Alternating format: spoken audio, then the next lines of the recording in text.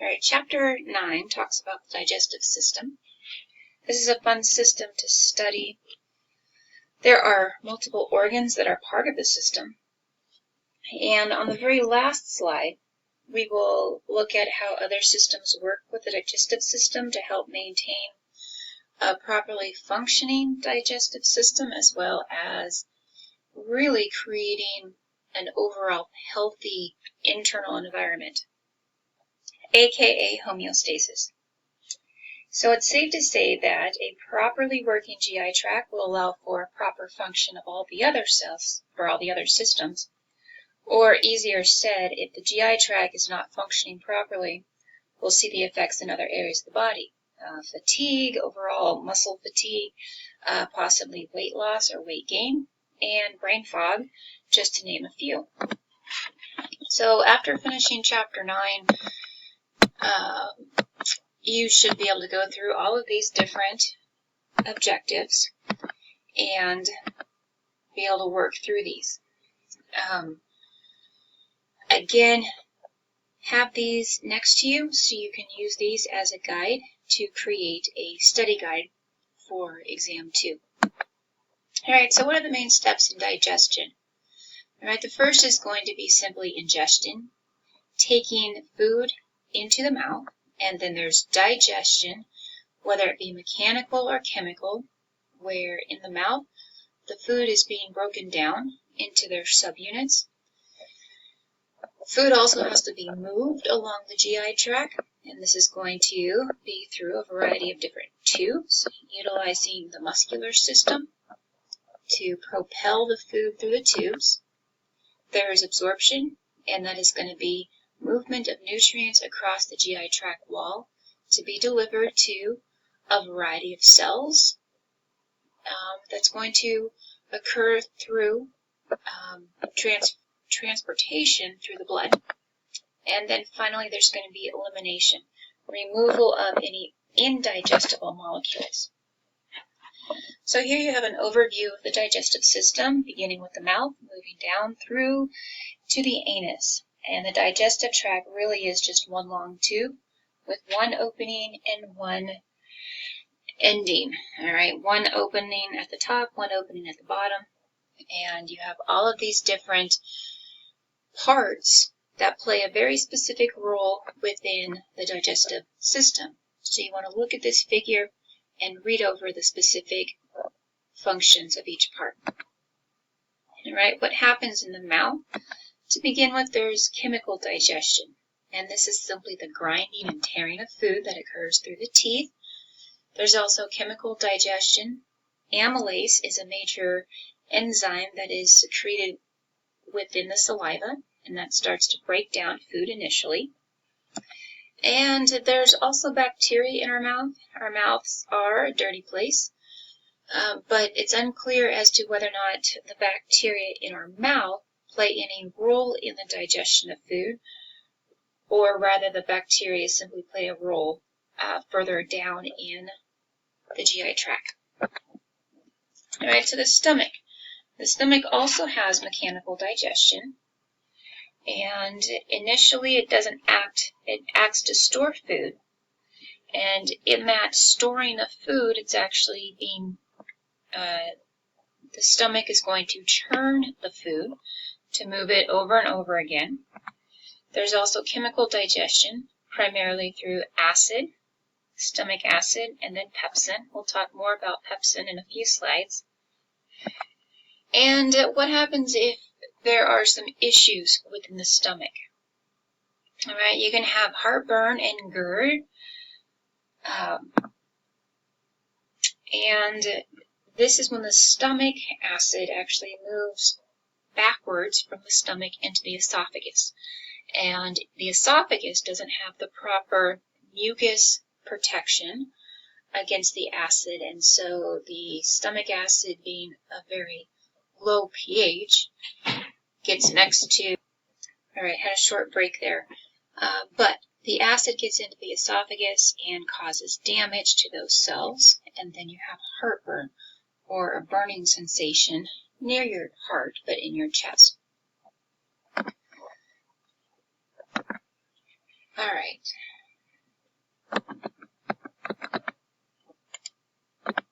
Then there is the potential to have gastric ulcers. This is going to be caused by a bacterium, Helicobacter pylori, that is able to live in the mucus lining of your stomach and actually can propel itself through the use of flagella into and deep down into the mucus, into the endothelium, and cause damage there. All right. Now, generally, if everything is working properly, the stomach empties what's called chyme into the small intestine anywhere between 2 to 6 hours after eating.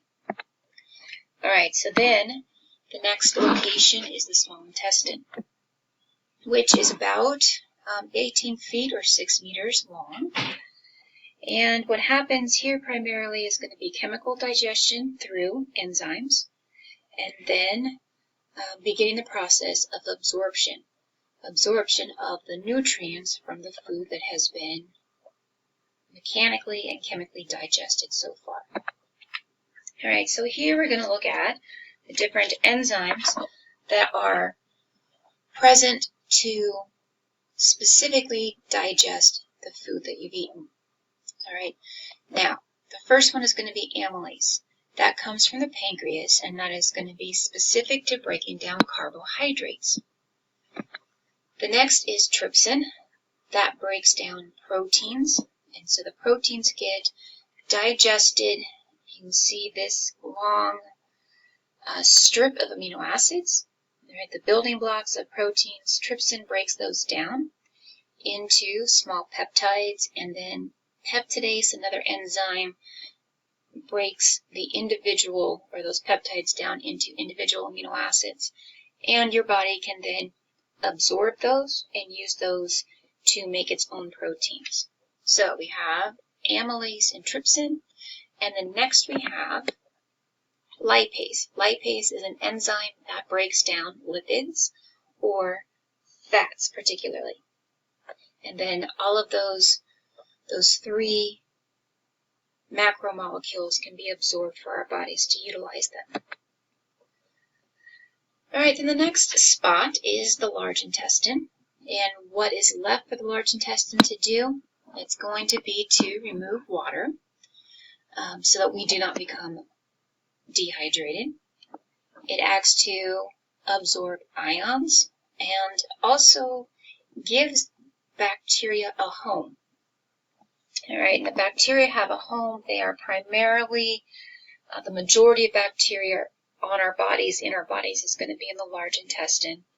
And what happens here is the bacteria can then further digest the food, and through their metabolic processes, they will actually produce different vitamins, specifically vitamin B and vitamin K.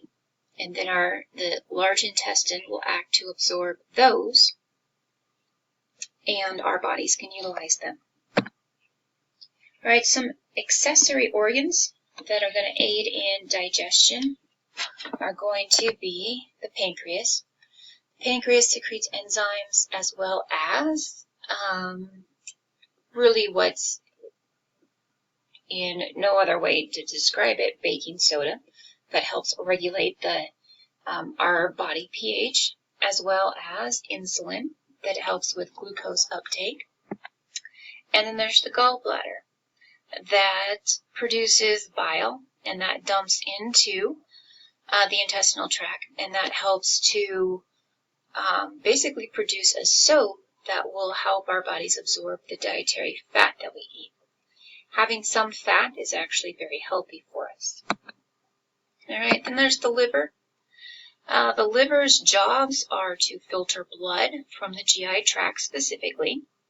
So it acts to remove poisons and to detoxify the blood. I mentioned this a few times in terms of having to eat liver as a good source of iron, but it also, in the process of you eating the iron that is present, you're also eating the poisons and the toxins. And again, not necessarily toxic to you that one time, but it's not a good meat to eat constantly. All right, the liver will also collect and store different vitamins and minerals, irons, or iron, and then vitamins A, D, E, K, and B12. It will also help to maintain glucose levels in the blood. You can store some glucose in the liver. It helps to make plasma proteins, specifically albumin. It also helps to regulate cholesterol, and the liver makes the bile that is stored in the gallbladder to be secreted into the small intestine. So these are very important accessory organs, and they also can become diseased. And if the liver becomes diseased due to inflammation, that will be called hepatitis. Hepatitis can be caused by different viruses. It can also be caused by you actually intaking a particular toxin. Maybe it's an antibiotic that your body is not liking and is having problems clearing it. That antibiotic can actually be a toxin, and it sits in your liver, isn't cleared, but causes inflammation. All right, that inflammation, if it's long-term, can cause liver damage. It can lead to the development of cancer and eventually death. There's also cirrhosis.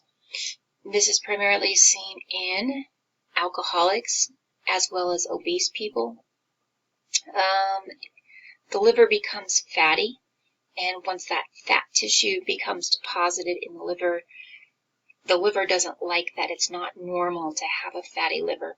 And so scar tissue will develop, and eventually the liver stops to function. You'll have liver failure and eventually death without a liver transplant.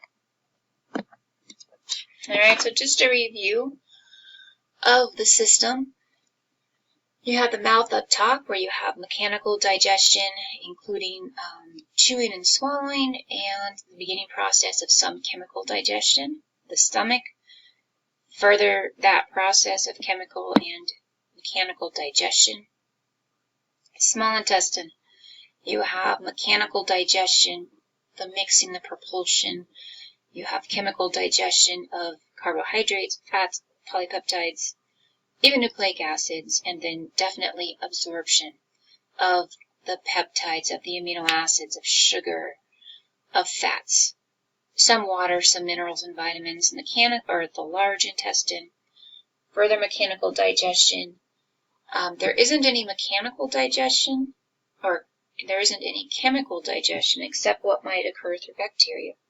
And then here you can have absorption of ions, water, minerals, vitamins, but not a whole lot. And then that's going to act to store the material. All right. So then, the remaining slides are going to talk about proper weight and talking about obesity, the fact that it has doubled in the United States for the last 20 years. Approximately 1 in 3 adults are obese, and that's becoming a problem in general. And if you look at your BMI, all right, that's usually a guide to estimate how much of a person's weight is due to fat tissue. Although it ignores gender, overall fitness, bone structure, grossly overweight person who would be classified obese would have a BMI of over 30.